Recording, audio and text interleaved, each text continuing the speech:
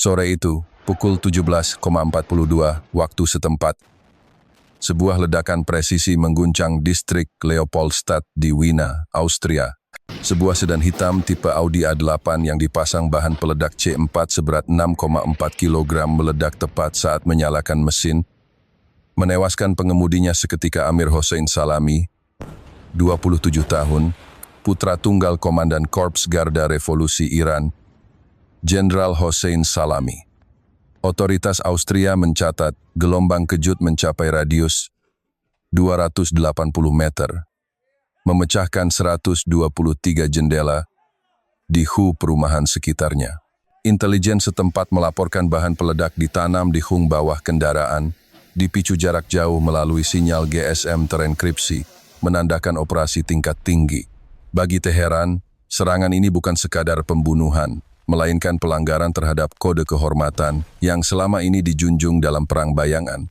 Dalam waktu kurang dari 1 jam, Dewan Keamanan Nasional Iran mengadakan rapat darurat di markas bawah tanah di Teheran Utara, dihadiri 19 perwira senior.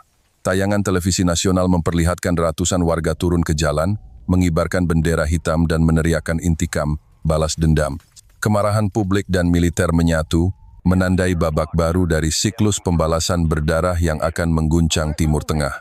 Kemarahan di Teheran memuncak setelah insiden.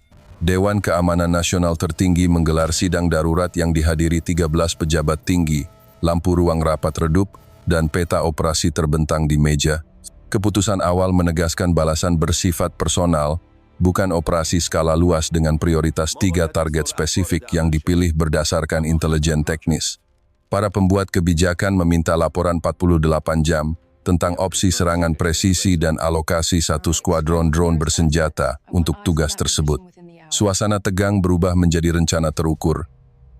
Dari kemarahan menjadi langkah operasional yang menentukan siapa yang akan menjadi sasaran. Keputusan ditandatangani malam itu dan dikirim ke unit operasi untuk eksekusi. Pernyataan resmi menetapkan kediaman pribadi Perdana Menteri di Caesarea, kota pesisir berjarak 48 km dari Tel Aviv, sebagai simbol utama dalam narasi pembalasan yang disebut Sandi Keadilan Pribadi.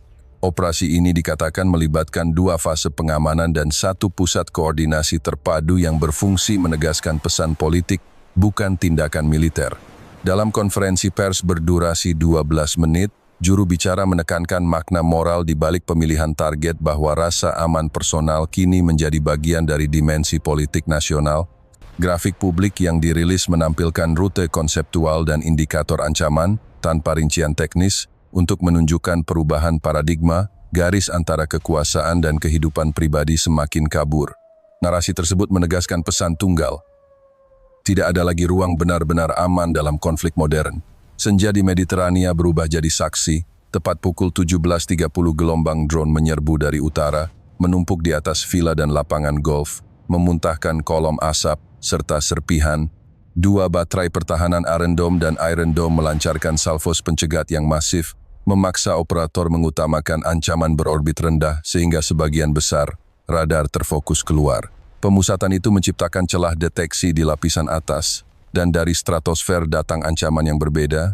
3 rudal balistik bermanuver pada fase terminalnya, menukik dengan kecepatan hipersonik menuju 1 titik di jantung Caesarea. Visualnya kontras drone berkerumun, pilar asap, dan jejak peluncuran yang digambarkan oleh grafis jalur trajektori sementara. Komando melaporkan gangguan komunikasi dan kegagalan beberapa peluncur. Rangkaian tindakan ini dirancang untuk mengalihkan perhatian, memaksa pengurasan sumber daya, lalu mengeksekusi pukulan akhir yang terkoordinasi. Klimaks terjadi ketika rudal itu menukik hipersonik ke 1 titik di jantung Caesarea, menghantam infrastruktur komando dan melumpuhkan jaringan pertahanan secara simultan, meninggalkan dampak jangka panjang. Saat seluruh sistem pertahanan terfokus pada ancaman yang datang dari ketinggian rendah, ancaman yang sesungguhnya datang dari stratosfer, 3 rudal balistik menukik dari ketinggian 30.000 meter menuju 1 titik di jantung Caesarea. Ketiga hulu ledak mencapai sasaran secara simultan. Ledakan dahsyat memuntahkan bola api yang membumbung tinggi, menghasilkan kawah besar dan percikan panas yang membakar taman serta memecah struktur kolam renang. Bunker komando yang diperkuat beton runtuh, lapisan perlindungan sistem anti-rudal hancur, dan perimeter keamanan porak-poranda, gelombang kejut merobek kaca muka gedung, memuntahkan puing ke jalan utama. Vila-vila mewah di sekeliling mengalami kerusakan parah, kolom-kolom pecah, pohon-pohon terpanggang, dan kendaraan terseret dari tempat parkir. Suara ledakan bas menghentak, diikuti retakan kaca yang bergema dan teriakan yang jauh, siren darurat meraung tak henti. Visualnya brutal namun cepat. Asap tebal menyelimuti pemandangan, percikan logam panas mengambang, dan medan berubah menjadi ladang reruntuhan dalam hitungan detik. Deskripsi suara menonjolkan dentuman rendah, gemerisik puing, serta alarm komunikasi, terputus perpaduan yang mendorong transisi dari ketegangan ke kejut tajam.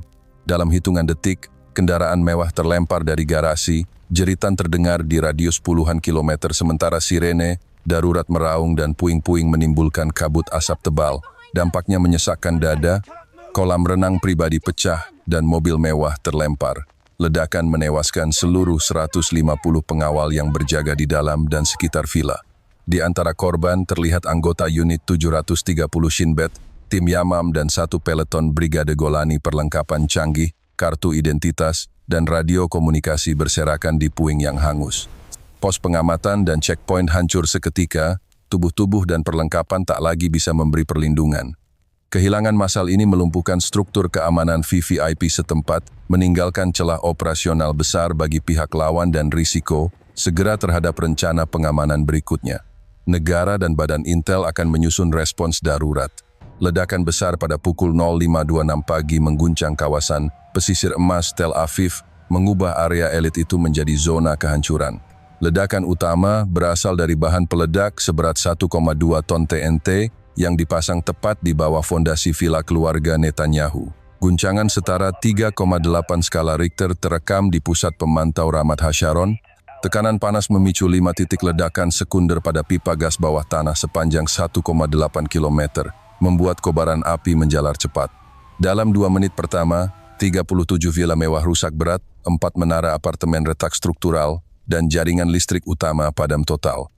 Sekitar 11 hektar lahan terbakar, jalan-jalan tertutup puing dan pohon palma tumbang. Sebanyak 12 unit pemadam kebakaran dan 4 helikopter CH-53 dikerahkan, dibantu drone pengintai unit 669 untuk pemetaan area. Dalam 45 menit awal, 214 warga sipil dievakuasi, termasuk 17 anak-anak sementara 53 lainnya hilang. Asap tebal terlihat hingga pelabuhan Jaffa, membuat langit Tel Aviv berwarna oranye gelap. Pertanyaan besar segera muncul, di mana Netanyahu? 2 jam kemudian, kantor Perdana Menteri mengonfirmasi ia berada di Yerusalem, 62 km dari lokasi. Meski selamat, berita itu tidak menenangkan publik. Serangan presisi ini menembus lapisan keamanan tertinggi Israel, memunculkan pertanyaan soal efektivitas sistem Iron Dome dan jaringan intelijen domestik. Jalan-jalan sekitar Ramat Aviv dipenuhi kendaraan lapis baja, pos pemeriksaan darurat didirikan, dan patroli bersenjata berputar setiap 20 menit. Pemerintah mengakui kegagalan intelijen sementara, namun masyarakat menilai bahwa musuh kini memahami koordinat tempat tinggal Netanyahu serta pola keamanan di sekitarnya. Lebih dari sekadar kerusakan fisik, peristiwa ini mengguncang rasa aman nasional. Pesisir yang dulu menjadi simbol kemakmuran kini berubah jadi monumen kehancuran. Bagi warga, suara sirene malam itu terasa seperti perang telah berpindah ke halaman rumah mereka. Dalam pandangan global, serangan ini menunjukkan bahwa pertahanan Israel bukan benteng sempurna dan bahwa garis aman negara telah retak. Netanyahu mungkin selamat secara fisik, tetapi luka politik dan moral yang ditinggalkan akan jauh lebih lama. Kini, bayangan perang tidak lagi hanya di perbatasan, melainkan tepat di jantung Tel Aviv dan seluruh Israel. Serangan terhadap kediaman resmi di Yerusalem menjadi simbol perubahan dalam sejarah keamanan modern. Tidak ada korban jiwa, tetapi dampaknya meluas seperti gelombang kejut ke seluruh struktur politik Israel. Dalam waktu 180 menit, sebanyak 52 keluarga pejabat senior dipindahkan ke bunker bawah tanah di Gurun Negev dengan pengawalan 18 kendaraan lapis baja. Unit Shin Bet menaikkan status keamanan ke level tertinggi Aleph sejak Perang Yom Kippur 1970. Di jalan-jalan Yerusalem, warga menyaksikan konvoi evakuasi disertai raungan sirene selama 17 menit tanpa henti. Seolah kota itu menahan napas kolektif. Efek psikologisnya menjalar cepat. Saham Tel Aviv kehilangan 4,1% kapitalisasi, setara 7,9 miliar dolar AS. Dalam 24 jam, 11 pejabat tinggi meminta izin cuti dan meninggalkan negara. Layanan daring bunker pribadi mencatat lonjakan 36% pemesanan, sementara permintaan sistem keamanan rumah meningkat drastis. Ketakutan menyelimuti lingkungan elit memperlihatkan bahwa musuh kini mampu menyentuh ruang pribadi kekuasaan yang selama ini dianggap kebal. Reaksi internasional muncul seketika. Amerika Serikat mengutuk keras, tetapi menghadapi dilema moral karena insiden ini merupakan konsekuensi dari operasi pembunuhan di Wina. Menteri Luar Negeri AS menyatakan, Israel berhak membela diri, namun dunia berhak atas keadilan. Uni Eropa mengeluarkan pernyataan ganda, mengutuk serangan namun juga menyerukan deeskalasi.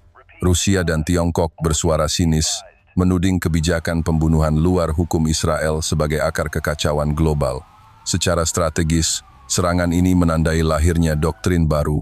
Perang antar negara berubah menjadi perang personal antar pemimpin. Ketika rumah pribadi dijadikan target, garis pemisah antara diplomasi dan medan perang menguap. Para pakar strategi menyebut fenomena ini keruntuhan prinsip Westphalia tatanan yang selama 4 abad melindungi kepala negara dari konsekuensi langsung keputusan mereka. Kini hukum perang konvensional kehilangan relevansi di hadapan teknologi presisi modern. Setiap presiden, perdana menteri, atau raja harus sadar bahwa kebijakan luar negeri bukan lagi sekadar pernyataan diplomatik. Ia bisa membawa perang ke depan pintu rumah. Para analis militer menghitung hanya dibutuhkan 14 rudal jarak menengah dengan biaya total 11,3 juta dolar untuk meniru serangan semacam ini. Dunia sedang menyaksikan transisi kekerasan politik ke ranah pribadi. Di media global, headline War at the Doorstep mendominasi tayangan CNN, BBC, dan Al Jazeera. Gedung Putih, Parlemen Eropa, dan Kremlin menampilkan citra peta dunia dengan garis merah menyala menghubungkan Yerusalem, Damaskus, Teheran, dan Moskow. Dunia seakan menyadari bahwa era perlindungan simbolik bagi pemimpin telah berakhir.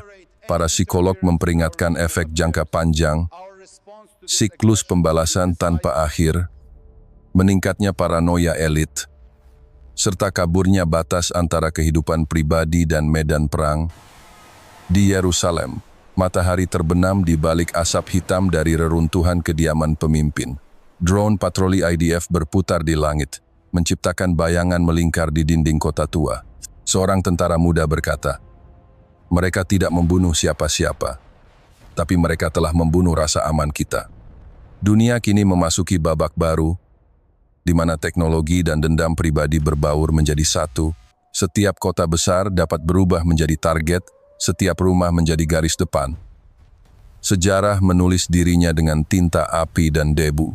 Dunia menyaksikan keruntuhan tabu terakhir dalam perang modern, bahwa pemimpin pun kini bisa menjadi target. Kamera televisi menutup siaran dengan montaj Gedung Putih, Parlemen Eropa, dan warga Israel di pengungsian. Di layar muncul tulisan merah besar. Era baru perang telah dimulai. Musik minor menurun, dunia terdiam, menatap masa depan yang diselimuti ketakutan, abu, dan api. Malam itu Yerusalem hening, hanya bunyi drone yang berputar di atas.